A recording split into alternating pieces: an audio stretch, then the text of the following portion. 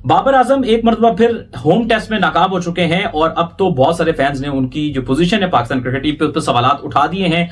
Babar Azam flop हो रहे हैं, ये प्रॉब्लम नहीं है, लेकिन बाबर आजम ने इनफ मेहनत नहीं की है वापस आने में, स्पिन के अगेंस्ट अपनी गेम को इंप्रूव करने में। ये कुछ फैक्ट्स एंड फिगर है, मैं आगे जाके वीडियो में आपके साथ शेयर करूंगा कुछ स्टैट्स, नंबर और डेटा। लेकिन सबसे पहले सवाल करते हैं। सवाल यह है कि आपको लगता है कि बाबर आजम मेरिट पे जगह डिजर्व करते हैं टेस्ट क्रिकेट में?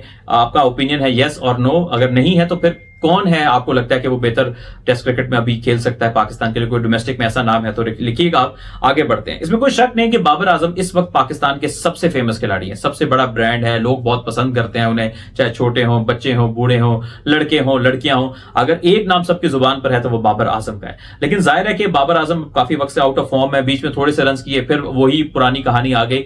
तो परफॉर्मेंस ही उनका वो मकाम जो उन्होंने हासिल किया था वो बरकरार रख सके कि अगर वो बार बार रन नहीं करेंगे तो ज़ाहिर आहिस्ता आहिस्ता उनकी जो मकबूलियत है फैंस में वो थोड़ी सी कम होती जाएगी। अब कुछ स्टैट्स नंबर मैं आपके सामने रखता हूं कि पिछले कुछ सालों में किस तरह से वो लेफ्ट आर्म स्पिनर के अगेंस्ट बुरी तरह स्ट्रगल करते रहे हैं और क्या उनके स्टैट्स नंबर है। फिर इसके ऊपर में एक और बड़ा इंटरेस्टिंग फैक्ट है दोस्तों, वीडियो आपने आखिर तक देखनी है, वो भी आपके साथ शेयर करूंगा।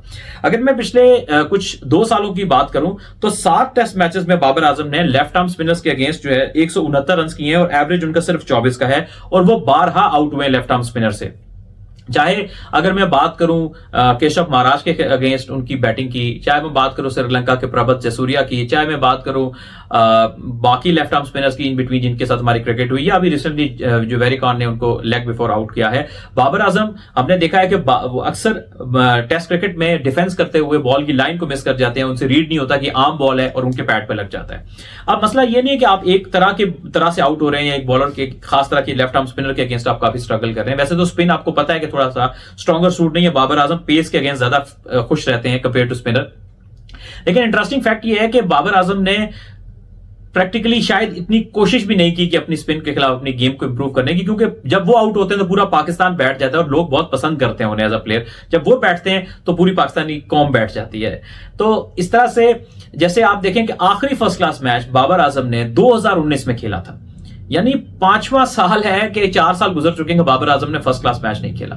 तो जब आप फर्स्ट क्लास क्रिकेट से दूर रहते हैं ना, भले उसका स्टैंडर्ड बहुत अच्छा है, दरमियाना है, लेकिन जब आप फर्स्ट क्लास खेलते हैं तो आप डिफरेंट तरह के स्पिनर को खेलते हैं, आपकी गेम ऑटोमेटिकली इंप्रूव होती है और बहुत तरह से आप प्लेयर, आप किसी भी लेजेंड को पूछ लेना, वो आपको एक बात उसको कॉमन मिलेगी, वो कहेगा कि यार अगर आपने कोई भी बैट्समैन है, बॉलर है, फास्ट बॉलर है, स्पिनर है, आपने अपनी क्रिकेट को इंप्रूव करना है तो आपको फर्स्ट क्लास क्रिकेट खेलनी, क्योंकि लंबे फॉर्मेट में आप बहुत सारी अपनी खामियों पर काबू पाते हैं, आपका स्टेमिना बेहतर होता है, कंसंट्रेशन गेम बेहतर होती है, और जो स्पिनर को हाथ से रीड करना सबसे बड़ी क्वालिटी होती है। तो आप उसको उनके जब हाथ से रीड करेंगे तो फिर आप बॉल बहुत कम होगा कि आप बॉल को मिस करेंगे कि ये स्पिन होगा या आर्म बॉल एंगल के साथ अंदर आएगा।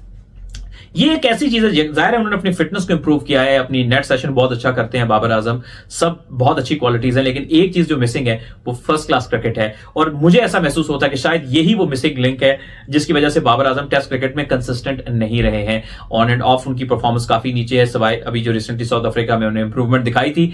तो बाबर आजम जिस दिन मुझे लगता है वैल्यू करेंगे फर्स्ट क्लास क्रिकेट को, फर्स्ट क्लास क्रिकेट खेलेंगे तो उनको और कॉन्फिडेंस आएगा और वो स्पिन के अगेंस्ट, अभी सबसे बड़ा मसला उनकी स्पिन है, स्पिन के अगेंस्ट अपनी गेम को इंप्रूव करेंगे। एक तरफ बाबर आजम स्पिन के खिलाफ शिकार थे, दूसरा कुछ जो फैंस उनसे नाराज थे, वो नाराजगी और भी बढ़ गई जब पहली इनिंग्स में वो कॉट बिहाइंड होते हैं और उस पर वो रिव्यू ले लेते हैं। तो कई लोग सवाल ये करते हैं कि भैया यार एज पे कौन रिव्यू लेता है जब आपको पता है एज लग गया है? शायद हो सकता है कि बाबर आजम को जेन्युइनली ना समझ आई हो, उनको लगा हो कि बैट पैड क्लोज था तो कहीं मेरे पैड ना लग गया हो। लेकिन नॉर्मली बैट्समैन का क्या होता है, ये बैट्समैन खुद कहते हैं कि जब आपका हल्का सा भी एज लगे ना, नॉर्मली बहुत ही फेंट एज ना हो, तो आपको महसूस हो जाता है अच्छा मेरा एज लगा है ना, तो उस पर जाहिर है कि आप रिव्यू फिर लेना मुश्किल, थोड़ी सी एक हैरानगी वाली बात है।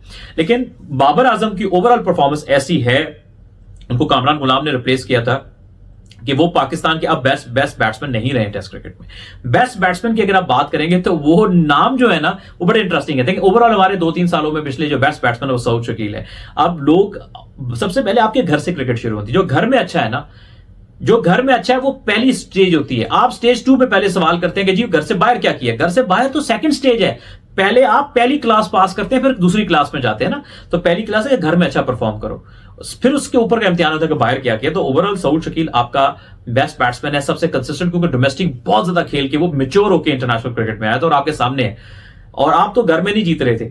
दूसरा बैट्समैन सलमान अली आगा अभी सीरीज में नहीं चला, लेकिन पहले वो उसने बहुत क्रूशल मौकों में 2 सालों में उसने नीचे से आकर, सबसे मुश्किल नंबर होते हैं ये नीचे के नंबर, आपको टेल के साथ खेलना पड़ता है, उसने परफॉर्म किया। और तीसरा बैट्समैन जो है वो मोहम्मद रिजवान है, वो नीचे आके कभी 30 करेगा, कभी 40 करेगा, ये बड़े वैल्यूएबल रन होते हैं लोअर ऑर्डर में, और अक्सर प्रेशर में वो कभी 40 करेगा, कभी 50, कभी 70, लेकिन वो बड़े काम आते हैं रन, और वो मेहनती है, कोशिश करता है और कहीं ना कहीं कंट्रीब्यूट करता है मोहम्मद रिजवान। और एक और बड़ा इंटरेस्टिंग स्टैट था कि पिछले 3 से 4 सालों में उसकी बेस्ट बैटिंग एवरेज है पूरी दुनिया में टेस्ट प्लेइंग नेशंस के में विकेट कीपर बैट्समैन के तौर पे, और विकेट कीपर तो आपको पता है वो कितना आउटस्टैंडिंग है।